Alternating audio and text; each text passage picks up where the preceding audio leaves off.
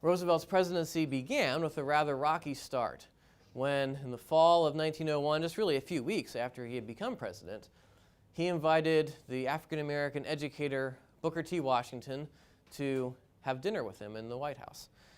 You know about Booker T. Washington. We read a document from Booker T. Washington on Friday, the leader of the Tuskegee Institute, and an advocate of cautious approaches for African Americans to overcome Jim Crow. Washington was a Republican.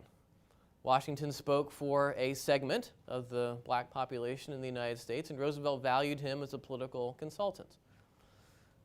But when word leaked out that the president had sat down as an equal, basically, to dinner with a black man in the White House, the white South exploded in rage. The headlines, some of them were really unprintable and things I won't quote to you. But they were just outraged. It upset all the social order in the South, that Jim Crow order we talked about on Friday. It overturned all of that when a white president sat down on terms of at least rough equality with an African American.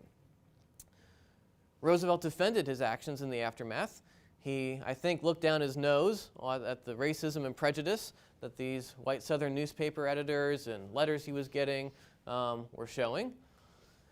But he was also savvy enough to know that this was unpopular in parts of the country, and though he defended his actions and said he would do it as often as he pleased, he never did it again during his time as president.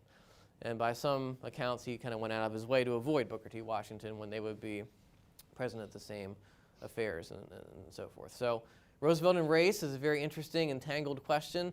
We can get into that with questions if you'd like to later on, but this is maybe one of his more noble achievements as president.